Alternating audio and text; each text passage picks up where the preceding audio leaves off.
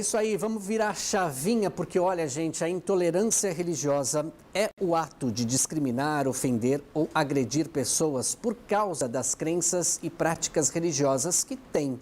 A Constituição brasileira, gente, diz que é inviolável a liberdade de consciência e de crença, sendo assegurado o livre exercício dos cultos religiosos e é garantida, sim, na forma da lei, a proteção aos locais de culto e às suas liturgias. Então, como lidar, com intolerantes religiosos? É uma pergunta importante. É preciso defender os direitos individuais, promover o acesso à informação, debates que estimulem a tolerância e também a liberdade, Mariana. Isso mesmo. E agora, em março, a lei estadual completa 2 anos. Essa lei que prevê a liberdade religiosa para todo o estado de São Paulo e foi assim aprovada aqui pela Assembleia Legislativa do estado de São Paulo e foi proposta pela deputada doutora Damares Moura, do PSDB. Se uniu, é claro, a outras leis de combate à intolerância que também já estão em vigor aqui no estado.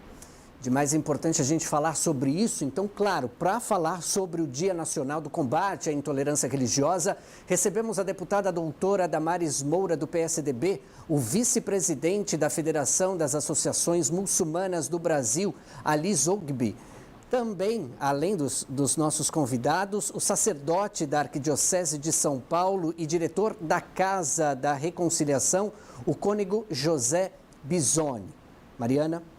Aos nossos convidados e a deputada, sejam todos bem-vindos, mas eu gostaria de começar direcionando, então, aqui a primeira pergunta para a autora dessa lei, doutora Damares Moura, perguntando quais ferramentas, então, essa lei ela tem para prever, para, de fato, executar que esses atos de intolerância sejam cometidos, doutora.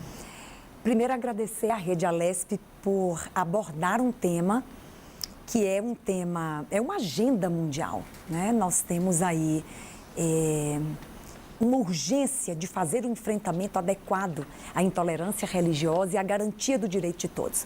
A lei, ela se divide em 3 partes. É uma lei extensa, é a primeira lei de liberdade religiosa do país e nós só temos notícia que há apenas 4 países no mundo, agora incluindo o Brasil, que tem uma lei de liberdade religiosa. Então, são quase 80 artigos. Ela se divide em 3 partes principais. A primeira é uma parte educativa, que conceitua as formas de intolerância, não é?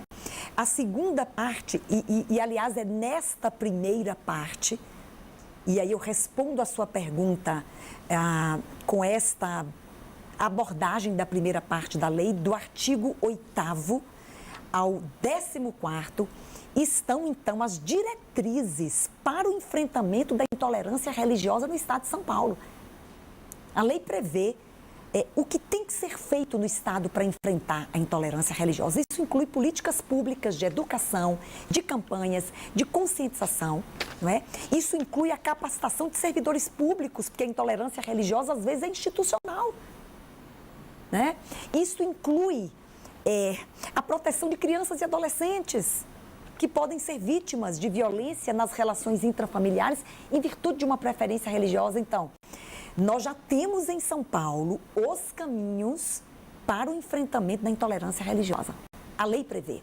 A segunda parte, ela prevê direitos individuais e coletivos. São os direitos do cidadão e das organizações religiosas. E a última parte é uma parte sancionatória. Ela prevê sanções que se reproduzem em multas que chegam a R$80 mil para quem praticar intolerância religiosa no estado de São Paulo.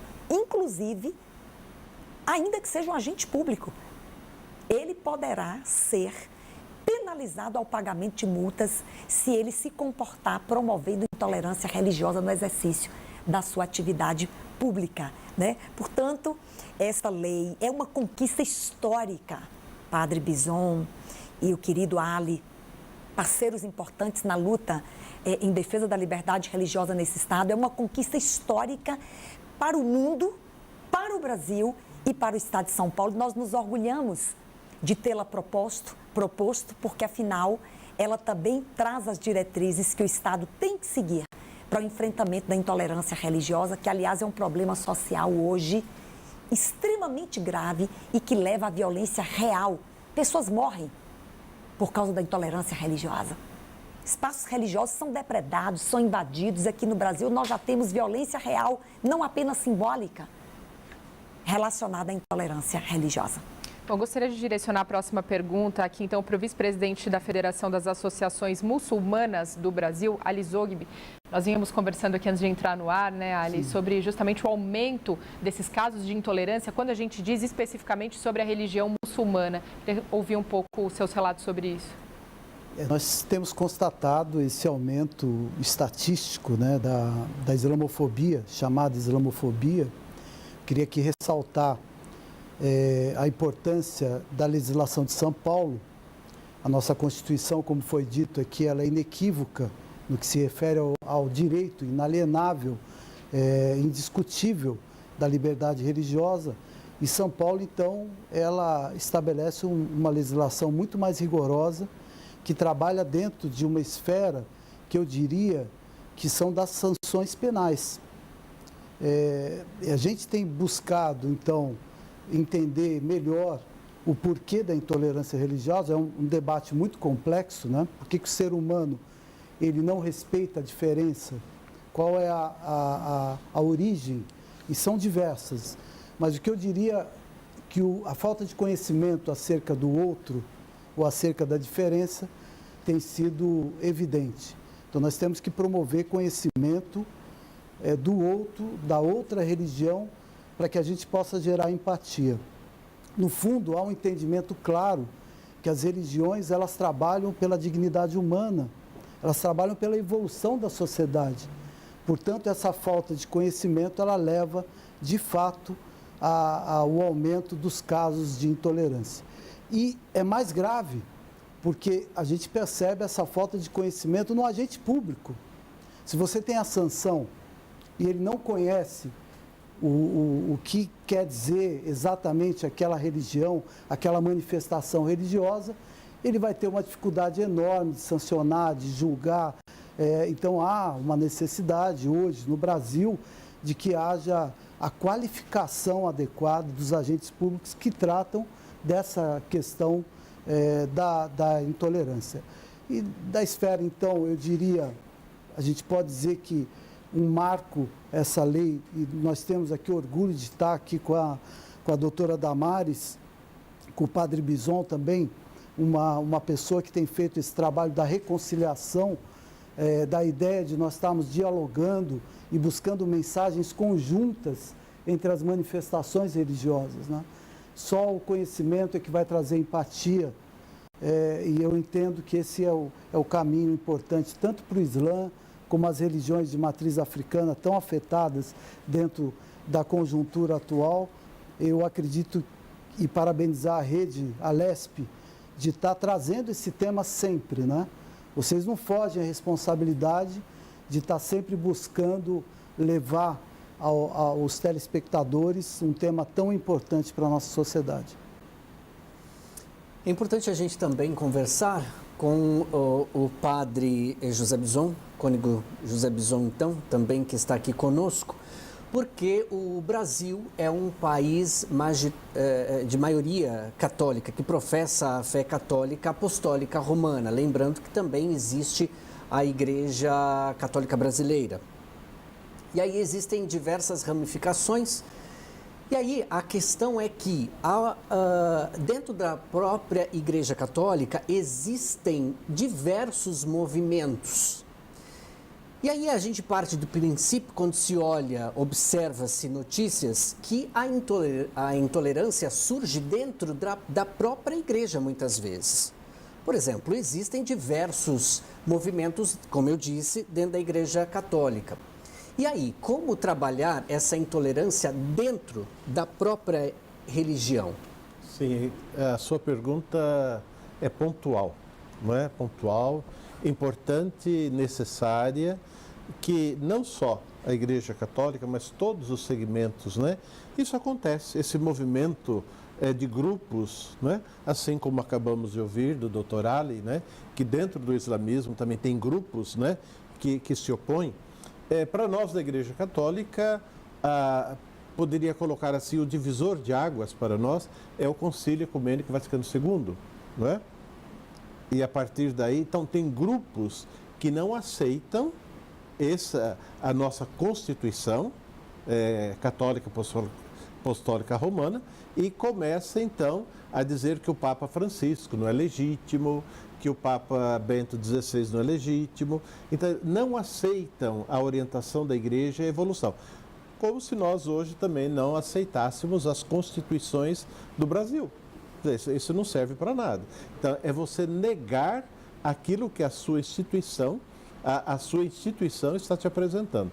Então, nós temos vários grupos dentro do catolicismo, que se dizem católicos, mas não aderem às constituições da Igreja Católica Apostólica Romana e não aceitam as orientações do Sumo Pontífice.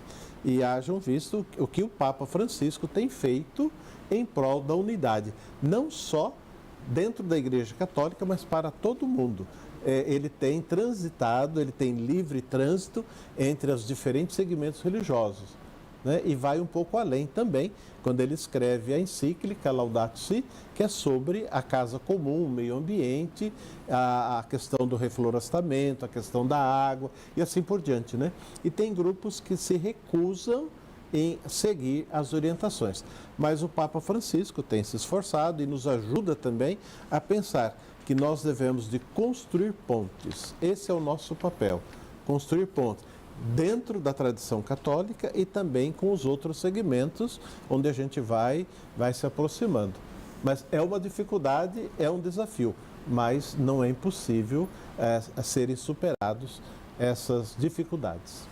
Eu gostaria de... Perdão, por favor. Eu fico imaginando quando o cônego padre diz sobre construção de pontes, Mariana Fanti, e aí, deputada, por favor, pode nos ajudar muito com o poder legislativo.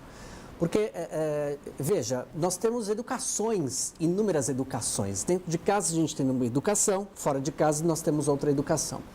E as pessoas religiosamente educam, os pais, vai passando aquela geração, de geração em geração, a própria religião. Uhum. E aí existe aquela situação do ensino religioso nas escolas do Estado, por exemplo. Como é que fica uma situação dessa? E aí tem muita gente que é contra, né? Porque vai educar de acordo com a fé cristã católica, fé cristã protestante. Uhum. E aí existe um leque de situações que complica também, muitas vezes, o próprio diálogo. Sim. Eu acho que você tocou, talvez, num ponto dos mais sensíveis relacionados à liberdade religiosa, que é o ensino religioso nas escolas públicas. Por que eu me refiro a escolas públicas? Porque as escolas confessionais, elas estão autorizadas pela LDB, não é? Que é a Lei de Diretrizes da Educação Brasileira. No artigo 20, as escolas confessionais estão autorizadas a ministrar o ensino religioso de acordo com a entidade mantenedora. Então, não há nenhum problema. O problema reside nas escolas públicas. Qual o conteúdo na disciplina ensino religioso, que é obrigatória a oferta, porque a Constituição Federal diz que é obrigatória a oferta de ensino religioso nas escolas públicas. Portanto, tem que oferecer. Embora a matrícula, é bom falar isso para as pessoas, a matrícula é facultativa. A oferta é obrigatória do ensino religioso nas escolas públicas, mas a matrícula é facultativa. Ainda assim, nós temos um problema. Qual o conteúdo do ensino religioso nas escolas públicas se ali há uma diversidade de alunos e muitos deles não puderam frequentar uma escola confessional ou uma escola particular e vão para a escola pública? Que conteúdo você vai oferecer? Eu tenho sugerido que nós busquemos nesta matéria, embora o STF tenha autorizado que o ensino religioso em escolas públicas seja confessional, olha só, nós temos um problema. Eu tenho que ser franca aqui, porque eu acompanho este assunto há 20 anos, faz parte da minha vida, da minha história e trajetória, não é? embora esteja autorizada a oferta de ensino religioso confessional nas escolas públicas, mas eu tenho orientado que o conteúdo, ele avance para nós ensinarmos aos alunos tolerância religiosa, história das religiões, não é? E que nós ensinemos a convivência respeitosa, diálogo interreligioso. Por que não aproveitarmos este espaço na escola pública, padre, não é? Para nós ensinarmos, educarmos, conscientizarmos e conduzirmos os nossos alunos a viverem em respeito mútuo entre as religiões. Eu gostaria de direcionar para o cônego, né, José Bison, uma questão inclusive citada aqui pela própria deputada, autora da lei, dizendo que num trecho dessa lei, depois, por favor, deputada, eu gostaria que a senhora trouxesse um pouquinho melhor para a gente, sobre essa questão da institucionalização da intolerância.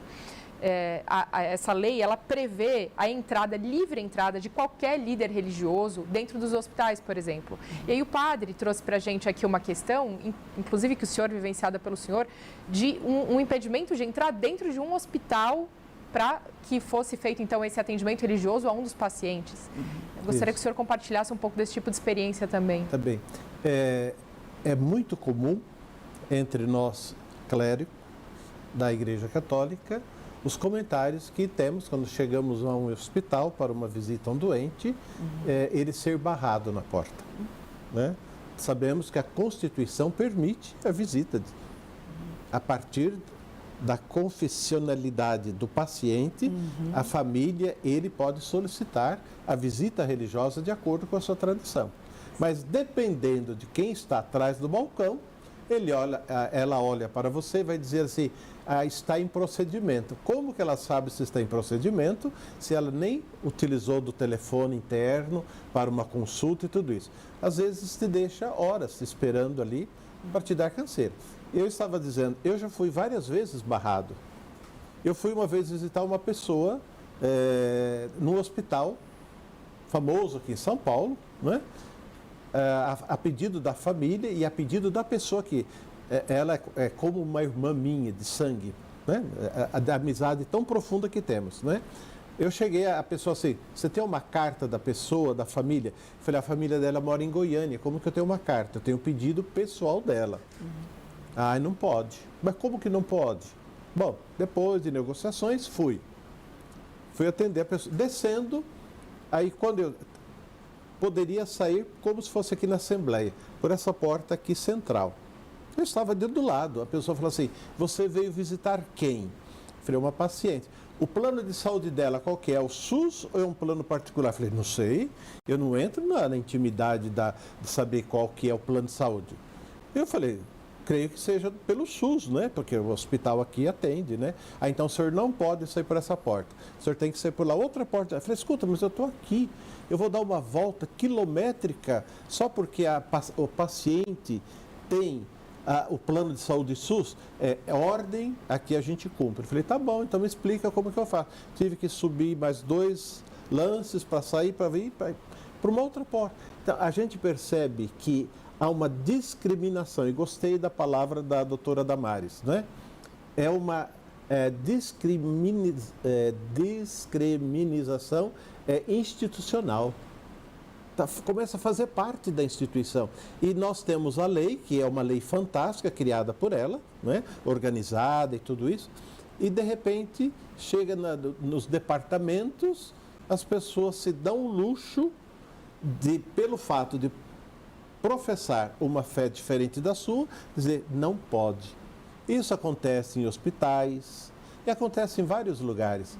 Isso nós precisamos fazer com que essa lei seja conhecida e que ela seja praticada, e de modo particular para as pessoas que trabalham nas repartições públicas. É vexatório você chegar num hospital e você ser barrado por causa da sua fé.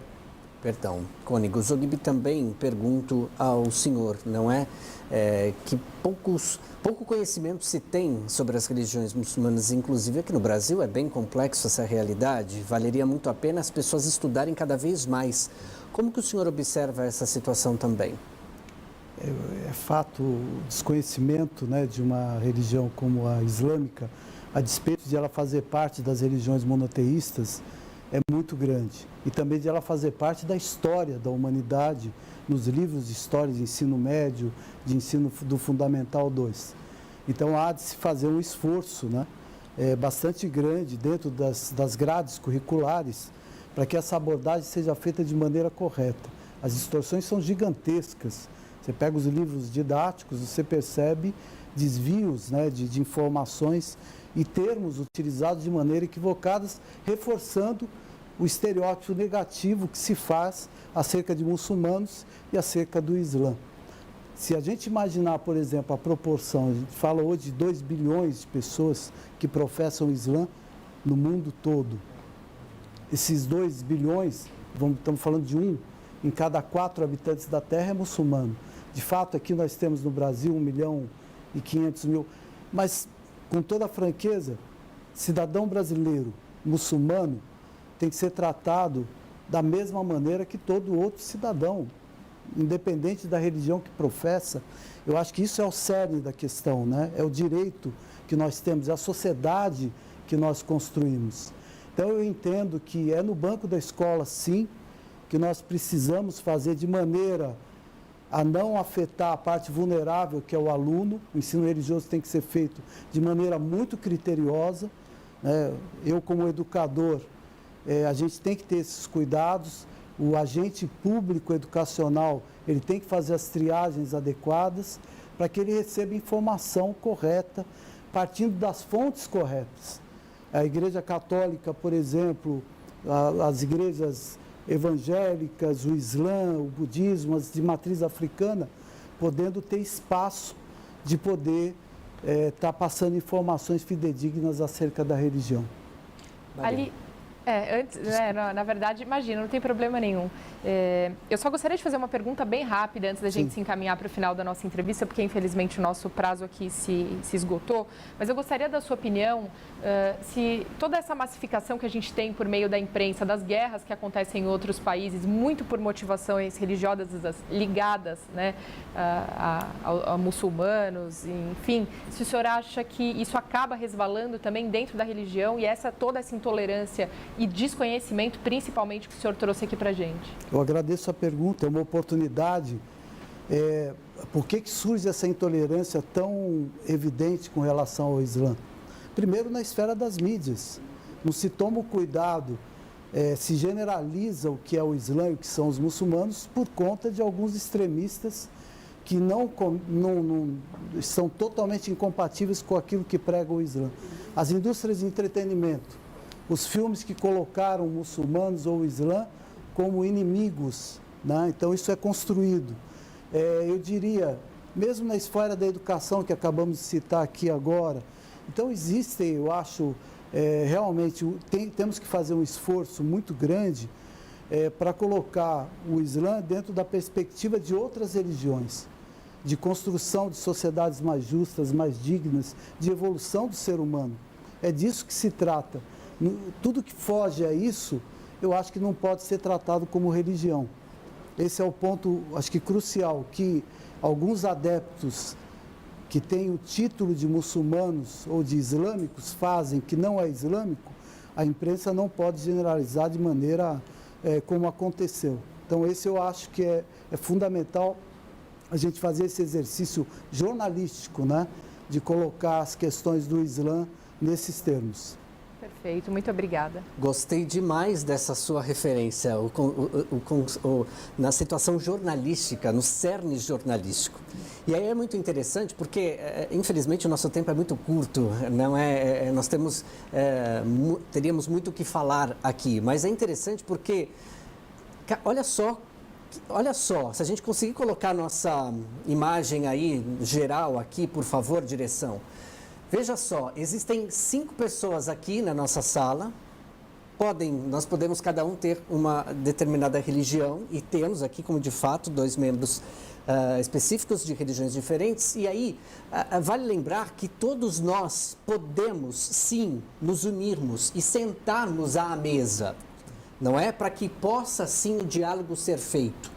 Existem cartas encíclicas papais, por exemplo, Fides et Ratio, que fala justamente sobre a fé e razão no contexto de trazer o que é de fato racional e fé, e se separa e se concretiza ao mesmo tempo.